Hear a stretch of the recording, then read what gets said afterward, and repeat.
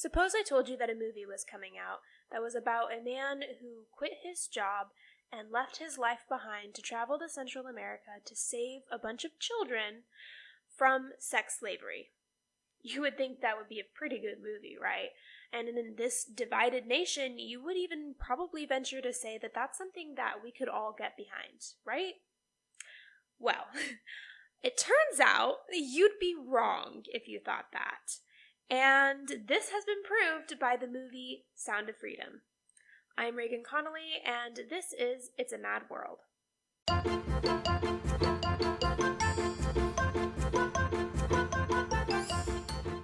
The Sound of Freedom is a movie starring Jim Caviezel and tells the heartbreakingly true story of a man by the name of Tim Ballard who quit his job and left his whole entire life behind to travel to Central America to save a bunch of kids from sex slavery. And like I said at the top, you'd think that that would be like the most uncontroversial movie out there. Like, surely kids not being sold into sex slavery is something we can all rally behind. Like, no matter who you are, no matter what you believe, I mean, unless you're a pedophile, no matter what else, no matter your thoughts on policy, no matter your thoughts on culture, one would think we could all get behind a movie like this. I mean, for pity's sake, we all got behind a movie about, a guy from the 1940s who took an experimental drug to become a super soldier and save the world from an unknown Nazi brigade. Like, one would think we could get behind this one too, but we cannot. And when this movie came out on July 4th, it sparked a lot of controversy, especially from the left-wing media. Actually, pretty much only from the left-wing media. And honestly, this totally shocked me. I was absolutely blown away by this response. And I live in a very small town and did not get to see it until very recently, so this is a little late, but I went to the movie with my sisters, and I bawled. Like, you could ask, oh, what parts made you cry? The shorter list would be what parts didn't make me cry. It is absolutely moving. It is so heartbreaking, and I was sitting there the whole time wondering, what could these people possibly have wrong with this movie? Like, what is there to think is bad about this movie? Like, what? What? There are no political stances taken. It never says, like, in the movie, it is never said, like, what Tim Ballard's political beliefs are. It is never even said what religion he or anyone else is. Like, it is literally about a man who quit his government job 10 months before receiving his pension to go to Central America to save a girl from sex slavery, and along the way, he saves like 100 other kids. That's it. That's the movie. So, I got curious, and I decided to look up and just read some of these articles and see what exactly it is they're saying, and I came across this one. Oh my goodness. It is from Salon.com, titled, "It's Uncle Tom's Cabin, but for QAnon. Film spreading child trafficking hysteria is making bank." It was written by Melanie McFarland. My gosh, this woman is a miserable woman. She hates her life. Like, I don't know what happened to her. I don't know what is going on in her life or who hurt her, but wow, she is a miserable, hateful, bitter human being. So, let's just go down the article and just talk about some of the things she decided to bring up. So, first of all, just from the headline, are you trying to claim that child trafficking isn't happening? Because when you say that it's hysteria, like, that kind of makes it sound like you're saying child trafficking isn't happening, which is a strong stance to take, honestly. So then, after you get past the, if you can, get past the really bizarre headline, you come up to the first, paragraph of the article. And she opens it with a mildly mocking story about how she saw three separate women having very emotional reactions to the movie after watching it, like they were in the bathroom, and she heard one woman in the stall that she'd seen in the theater absolutely sobbing her eyes out. And then as she's washing her hands, these other two women come in and they just have these stricken looks on their faces. And one of them just whispers to herself, "Oh my gosh, they're just children." And like, this is such a touching story if it were told properly. But this woman, she makes it sound like these other women are just fools or imbeciles. What ridiculous people for being so hurt by this, for being so stricken by this. And I'm just reading this thinking, how is this a bad thing? How is it a bad thing for people to have a strong emotional reaction to watching 2 hours of children being like sold into sex slavery? Like, children.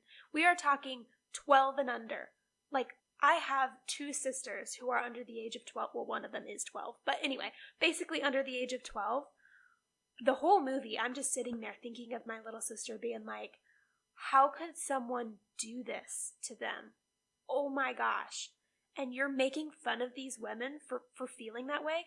Let's just pretend for a moment that Sound of Freedom isn't based on a true story. Let's say it's based on a John Grisham novel. If someone had that reaction to it and it were based on a John Grisham novel, you know, no one would be freaking out about it. No one would be mocking those people for it. They'd be like, yeah, that was a really sad story, and it was really moving.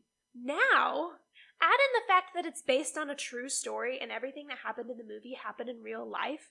How is it less acceptable for them to have a strong emotional reaction to it if it's, like, real rather than if it's fake? Like, make it make sense. You can't.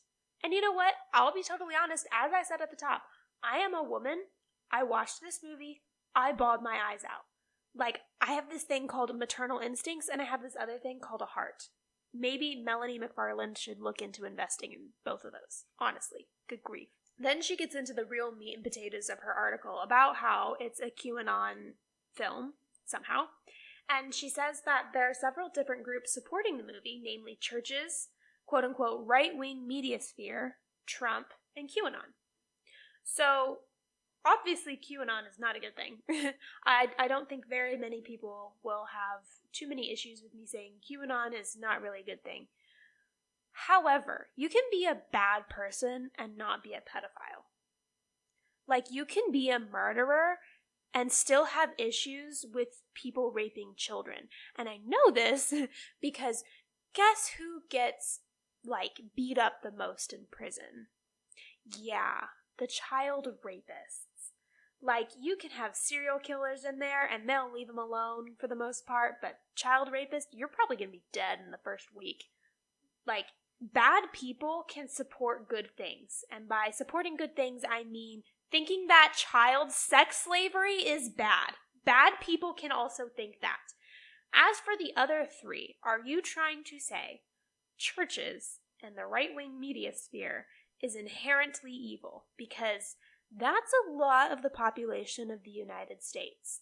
That's, again, a strong stance to take. Miss McFarland takes several strong stances, and that is one of them. And then finally, Trump. You know what? I don't really care about Trump. I don't want to talk about Trump. I'm kind of over it. I think he's boring. But, you know, as I said before, whether you like him or hate him, just because he is for something does not make that thing bad. I'm pretty sure he's for puppies. I'm sure he likes puppies. So now puppies are bad? Like, okay. Then she goes into how Tim Ballard recently left the organization that was founded and that he founded as a result of his experiences in this movie. And so she's like, well, he recently left the organization, and she tries to frame it as evidence that the movie is false. But here's an idea. Just bear with me. Perhaps, maybe, he left the organization because he can't exactly go undercover anymore if he's, you know, super famous for having a movie made about what he does.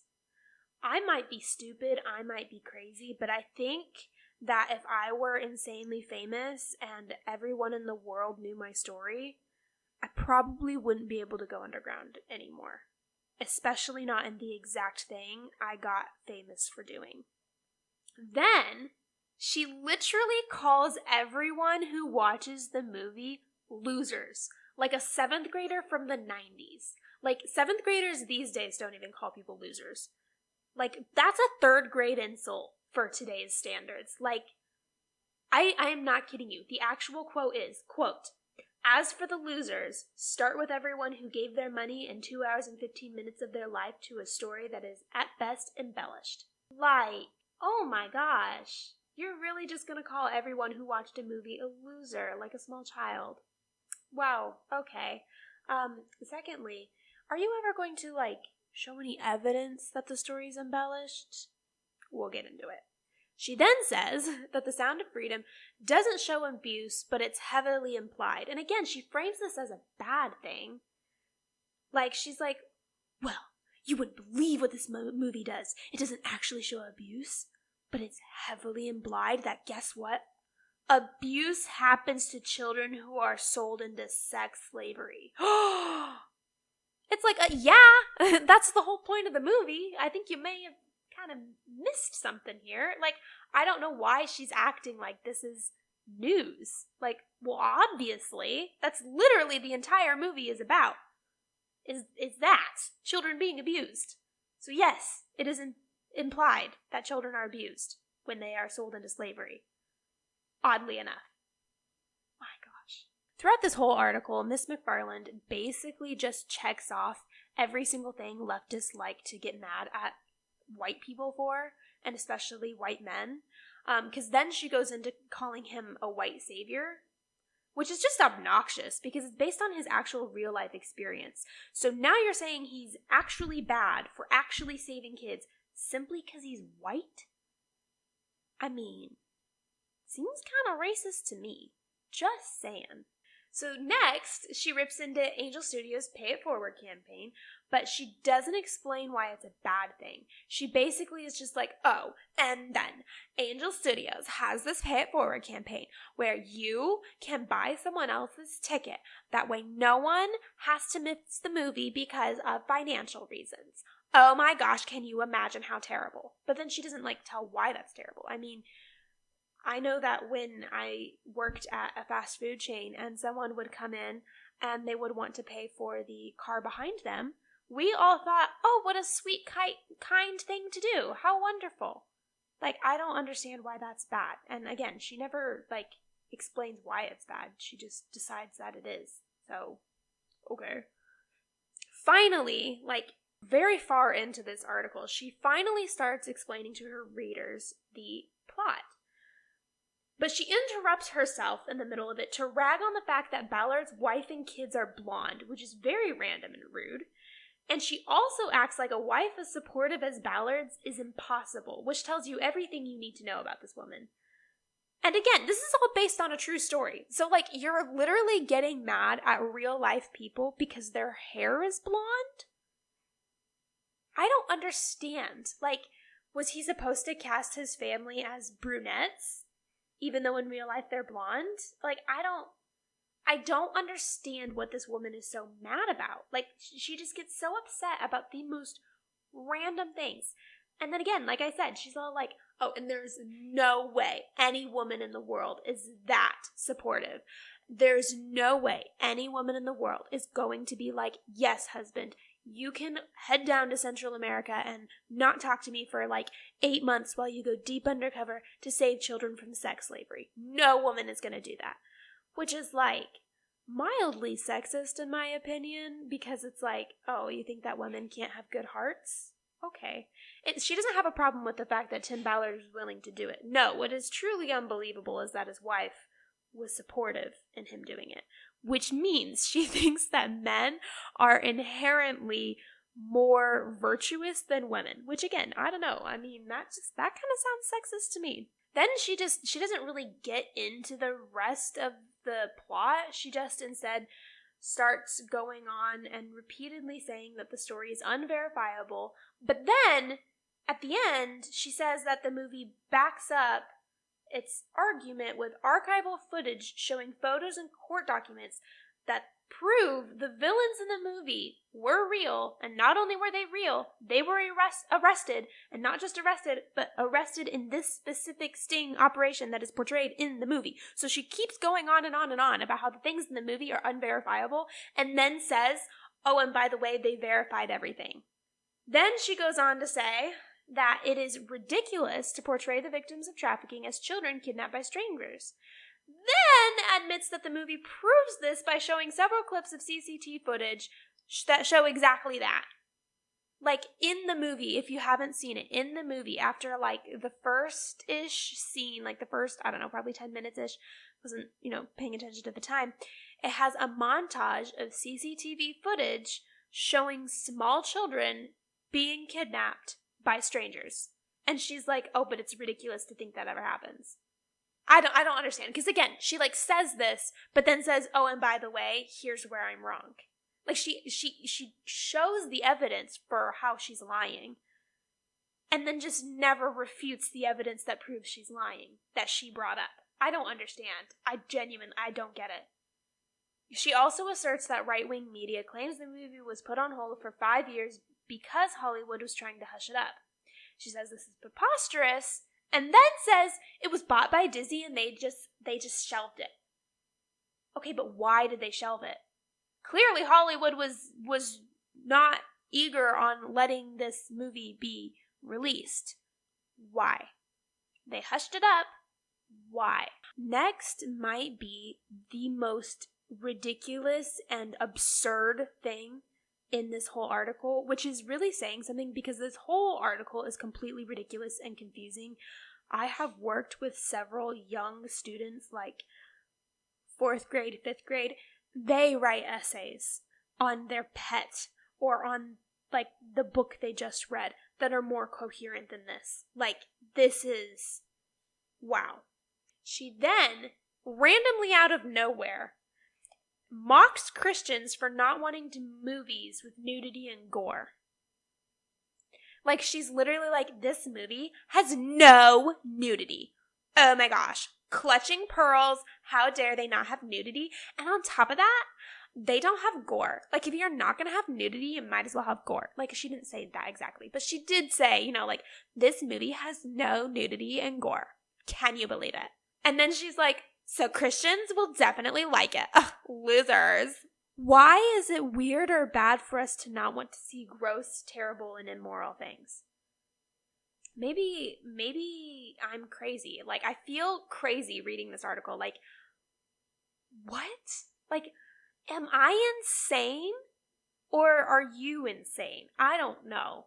So then, she claims the movie uses children as a ploy to get people to believe them, as in Angel Studios, because who wants to call children liars?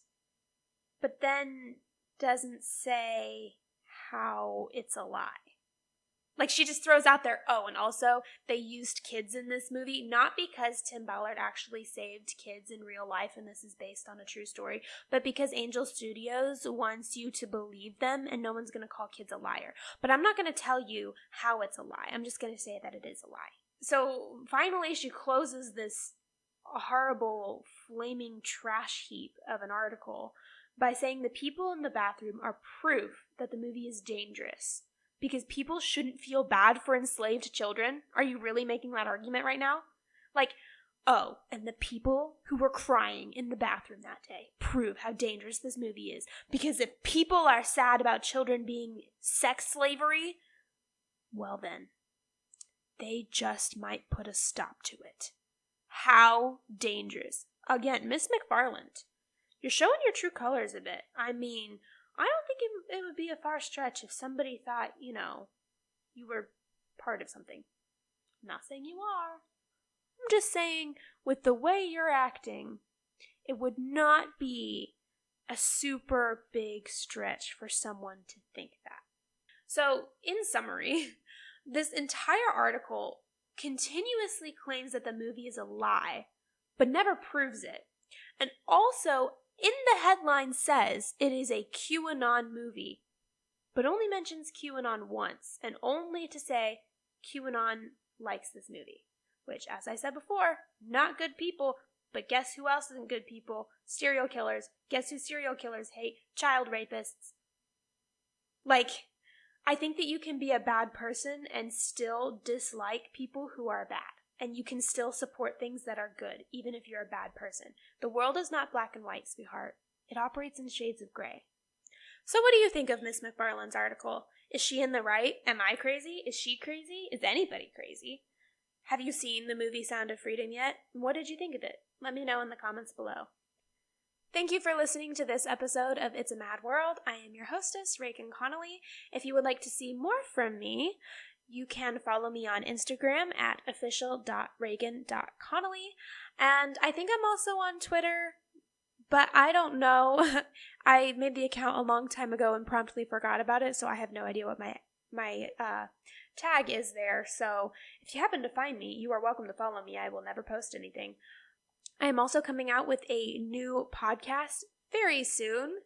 I will be linking that down below when it is going on air. It will be a podcast that I will be hosting with another person, so it'll be a two-people project.